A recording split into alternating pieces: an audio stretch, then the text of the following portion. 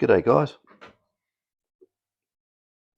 I had a few of these older 4500s turn up for repair lately, and this hasn't got the push-in mylar that goes into the circuit board. It's got these plug and socket arrangements. And what actually happens with these, and it's very, very common, is where the pins here come up inside this plastic, solder up near the top. They when they're in the detector, I suppose what happens over years, they get bounced and flexed, whatever happens, and they start breaking right along the top of the plastic there. I think it's a hard flex point. Like that's very easy to bend over. It's very easy. It shouldn't bend hard here. It will break the copper, the very thin copper in the mylar. And it's very easy to fix because it's always the same. I'll just show you how to do it. Get your iron, and actually I'll get my little magnifier glasses wherever I put it. I think I walked out the room with it. Don't worry, I've got another one here. Because it's fairly fine work, I don't really want to blob too much or too little. I'll just turn that round like so.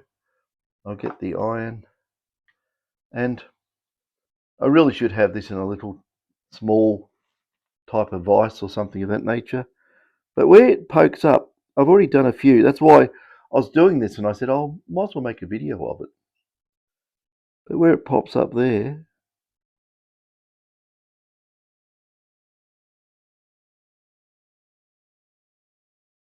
it's like this. You actually want the solder, or the solder for Americans, that you want it to go under the mylar and a little bit up the copper.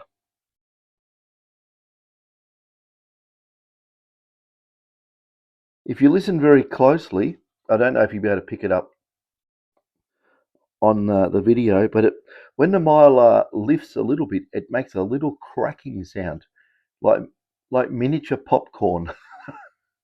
I don't know how to explain it. Here, you can see it discolor as it lifts. I might zoom this in a little bit more, if it lets me. Okay. So you can have a really good look at how this happens.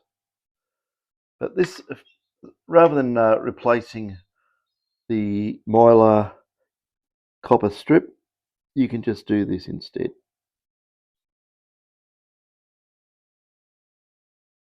Yeah, you'll see it gets a little bit of a, I don't know if you can tell, but it gets a little bit of a discoloration, which means the mylar is lifted.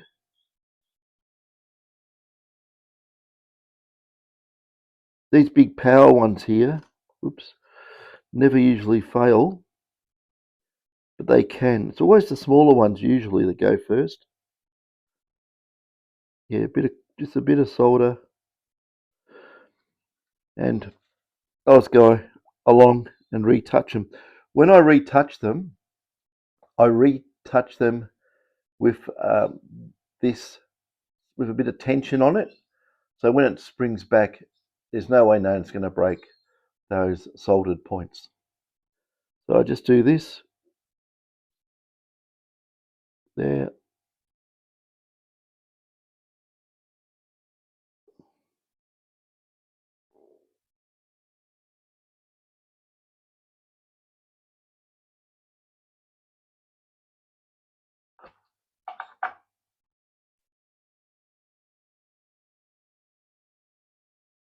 That feels pretty good to me. What you can do if you want to preserve this connection for many, many years, clean up around here, even give it a light scratch of something like 1200 sandpaper just to get the gloss off this. I don't mean like rub. I just mean like 5 seconds of scuffing it with a very light sandpaper. Get some hot melt glue, very, very hot. Even take the chill off this by getting it up to 100 degrees or so.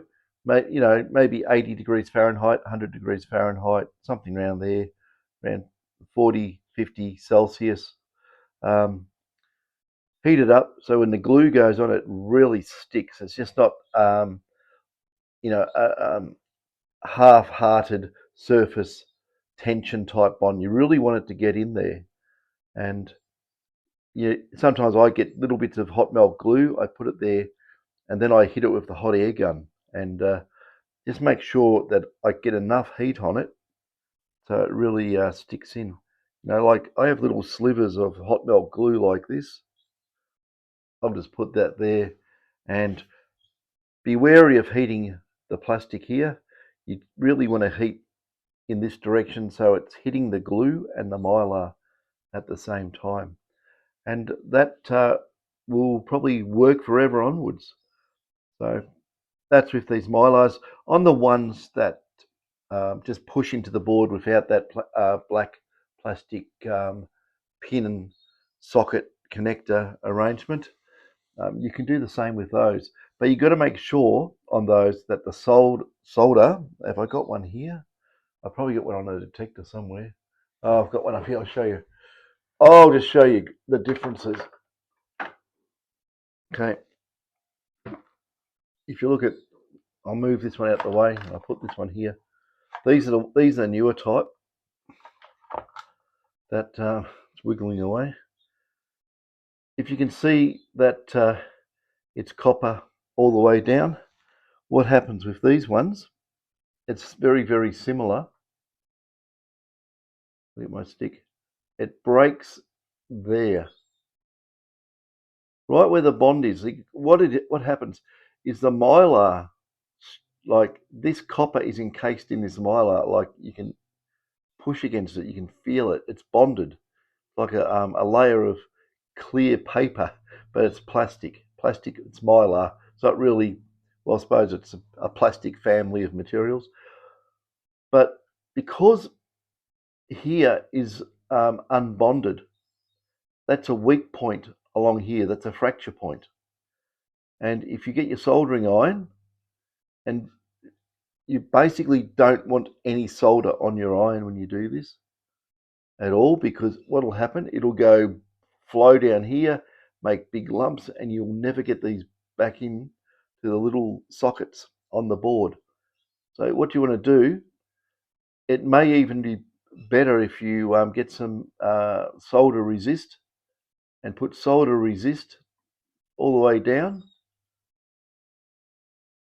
and heat up just on those points there and get the solder or solder to run up here about 1 millimeter or about a 16th of an inch, something like that. It's not critical as long as you get a bond. So that's the other type. These always fail along here. The other place these have been known to fail as well is on the audio connectors. Now I have to get this down here. It's zoomed in so much. These are little plate throughs. Here can start playing up.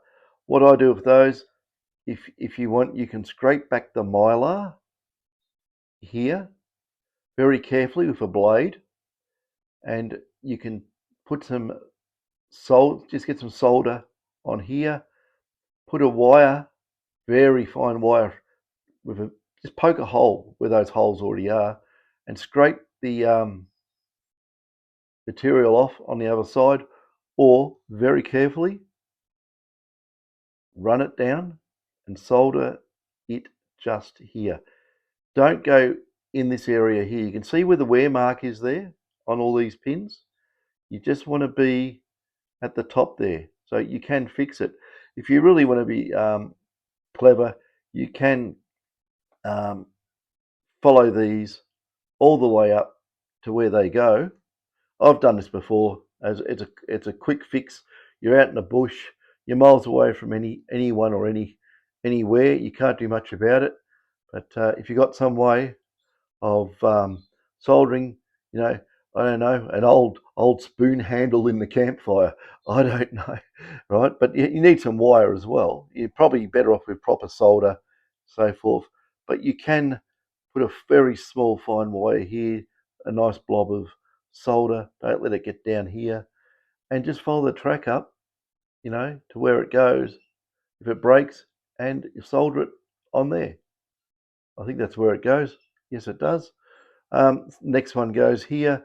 There's a whole heap of little control wires that go to these rotary encoders, and they also go down, move across a bit.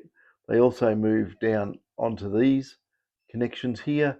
So you can get a multimeter, put it on these connections, and just make sure that you have connections to where the end of these go. They may stop here, they may go there, they may have little through plates like in there, go from the top to the bottom, they go round, and just buzz them out with a multimeter on beep range, beep, beep, yep, she's alive.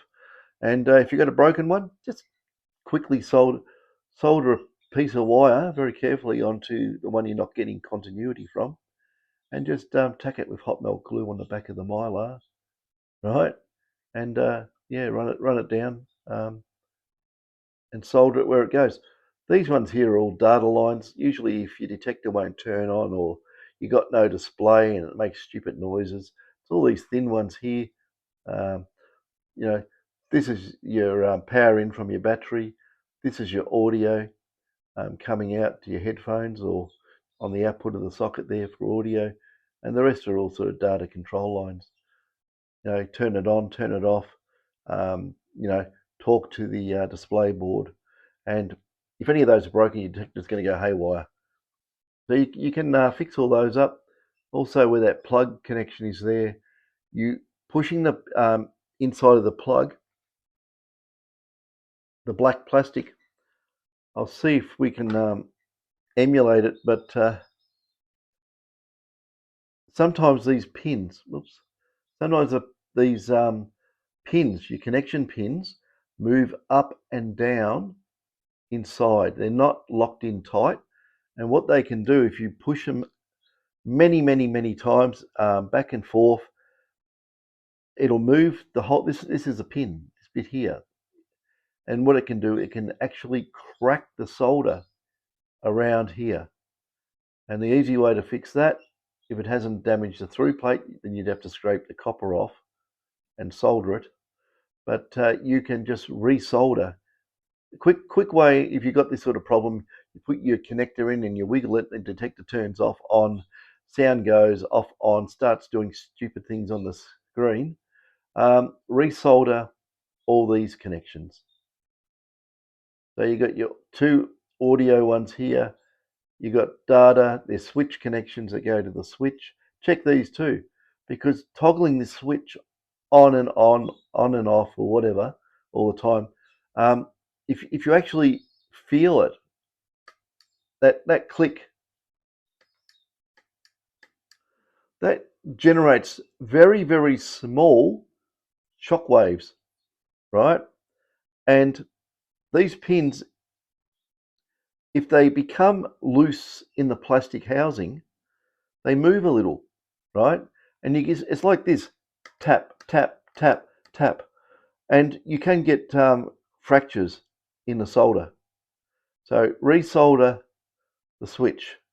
If you have on and off problems, resolder around there. And the main problem though is on the end of these. These things are notorious for playing up if your detector doesn't turn on.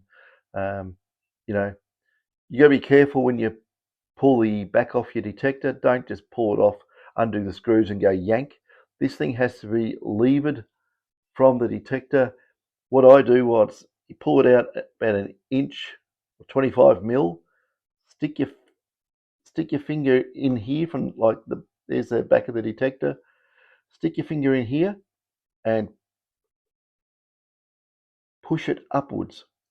And sometimes they are glued in. You may have to wiggle it back and forth a little bit. But yeah, just if it's not going to go, don't force it. Just push it, wiggle, wiggle, and see if it pops out. When it pops out, you can then remove it completely from the detector. So that's how we fix those. Yeah, but the biggest problem with these is the old ones.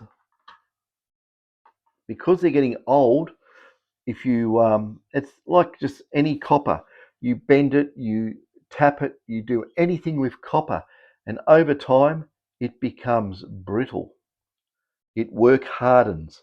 So if you have a copper, like for instance, I had to fix our dishwasher twice so far because the control panel wiring is in the front door from the display, and every time you open the dishwasher, it bends it back and forth, back and forth. So I think every 8 months it starts breaking wires and the display goes crazy. So I've got to pull the front door of the dishwasher off, and I then redo the wires. It's just a poor design how it's done. A lot of dishwashers are the same. They all come out the same place, and yeah, they've just used, they try to use as little wire as they can, and it's a hard radius. There's bends. It should just drop down and have, at least 3 or 4 inches, or, 50, 60, 70 millimeters of extra wire. So it takes up the bend, then it wouldn't break. So it's a big thing on anything that opens and closes with wire. If they haven't got enough slack on it, it's going to break. So yeah, dishwashers are notorious for breaking the wires. So if your dishwasher goes crazy, it's usually in the front door, just where it goes into the main body of the machine. Very similar to this sort of stuff to a degree. Anyway, I hope that helps people out there. If you get stuck with a detector that won't turn on and won't turn off, this also applies to the newer detectors as well. Anything out there that has mylar strips in it, um, you know, I used to get these in old car radios that used to go to the display, and a few years down bumpy roads, and they'd all break, and the digits on the display would start going on and off or fail altogether. So that's that on this. That's enough of waffle on this subject anyway. So yeah, if it helps you, that's good. Um, yeah, if it's boring as whatever, well, so be it. Catch us later.